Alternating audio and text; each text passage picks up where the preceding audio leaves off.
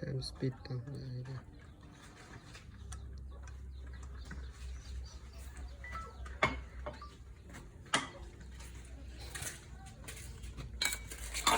Nhà nó tục nào rồi.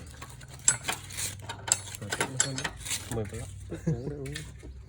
Nó tức đây dương cứ. Ăn cho. Ừ.